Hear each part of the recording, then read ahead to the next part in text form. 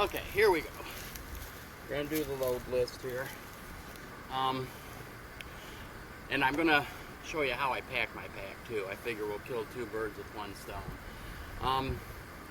This right here is an REI base camp pillow. Yes, it's too heavy for most ultralighters. I don't really consider myself an ultralighter, but just kind of light.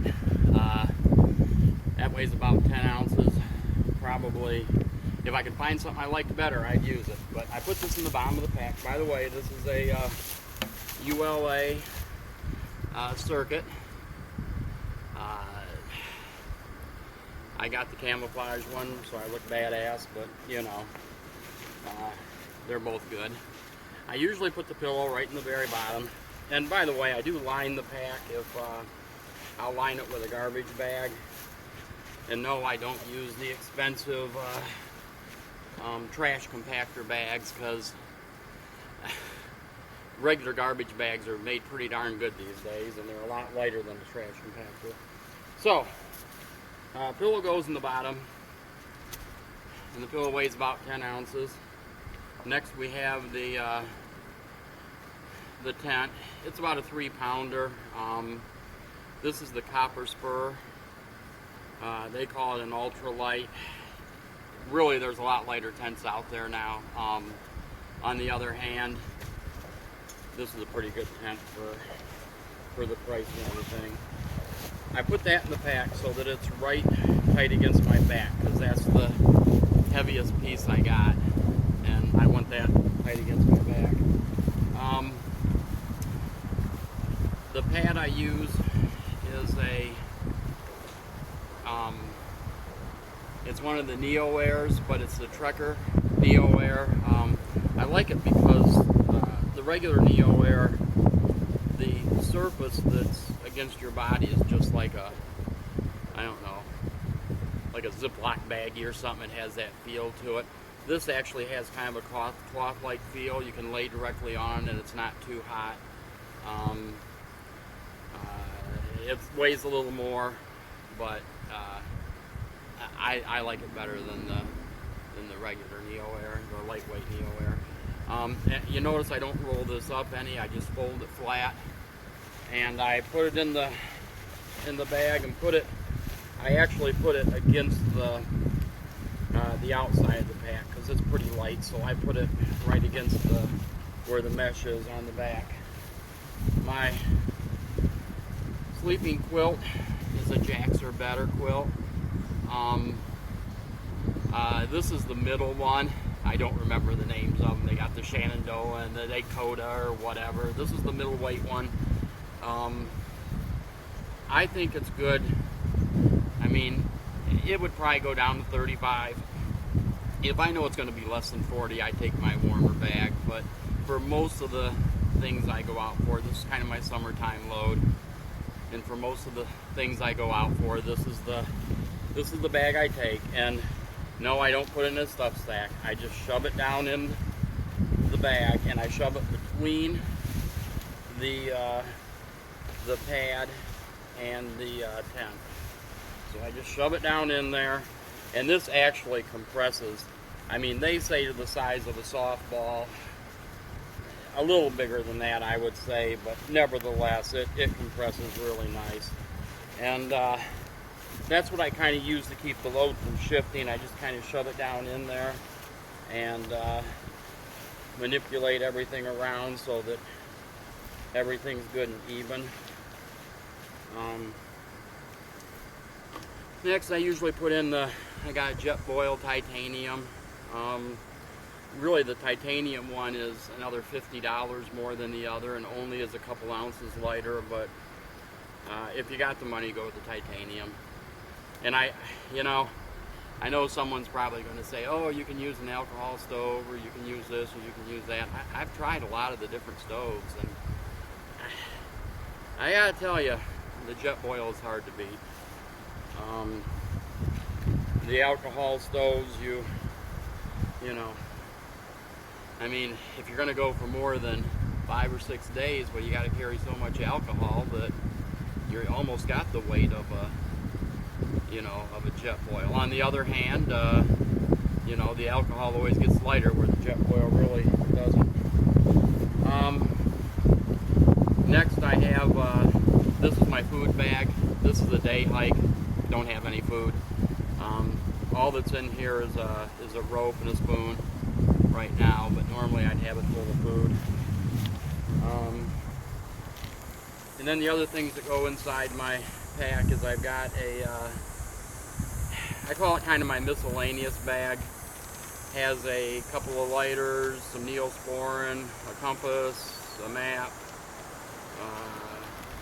repair kit for the inflatable pad. Got some bandages and of course ibuprofen, vitamin I. Just kind of my all-around couple of earplugs in case we get by some other noisy campers or backpackers. Just kind of my miscellaneous bag. It doesn't weigh too much. I think when I weighed it out it was 8 ounces or something like that. But I got a tick key in there too.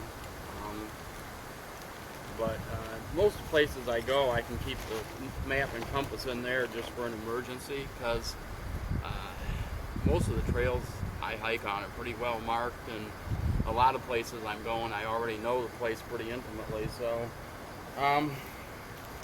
and then a bag with some socks on it. Like I said, this is kind of my weekend summertime load. This isn't a load that I do,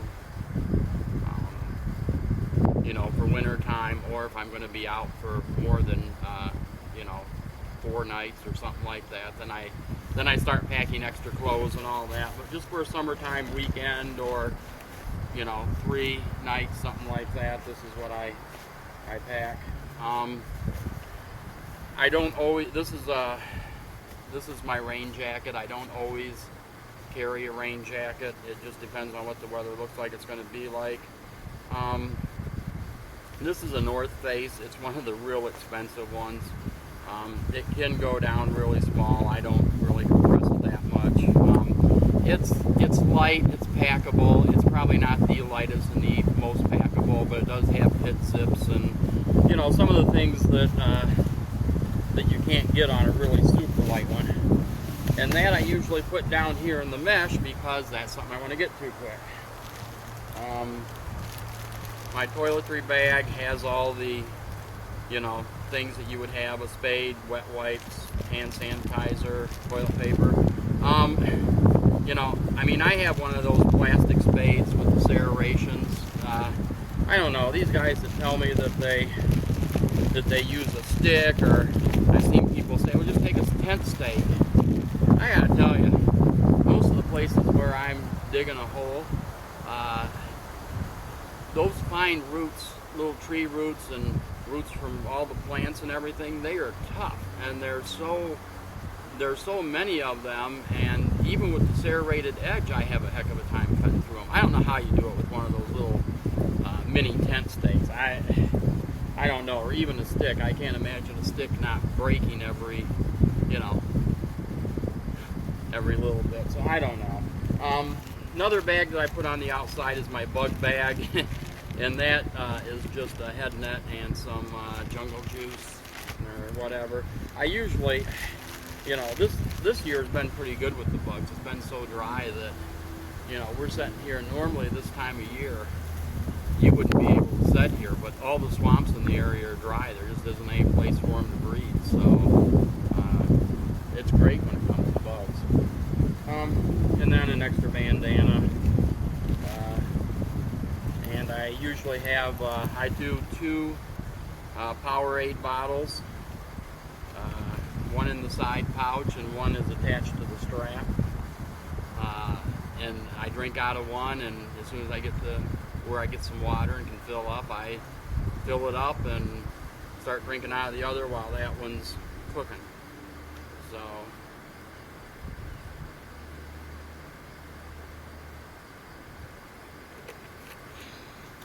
and last, I got these little pouches on the belt.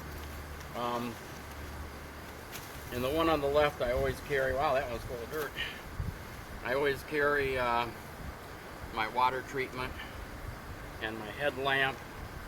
And the other one usually has either a firearm or my my camera, depending on which firearm I brought and where I think I'm going to need where I'm going to. And of course, the firearm does bring, this is its load out right now is between 13 and 14 pounds. The firearm, of course, adds, a pound and a half to that or something like that. But that's pretty much it. If you have any questions, feel free to ask. Oh, and one other thing, of course. I guess that isn't it. My stool. It's an REI camp stool. It weighs about a pound.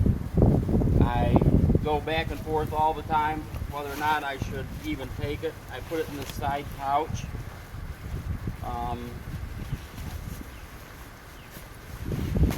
And strap it on the outside here.